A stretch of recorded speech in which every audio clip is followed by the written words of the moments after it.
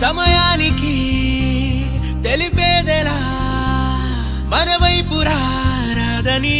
దూరమై పొమ్మని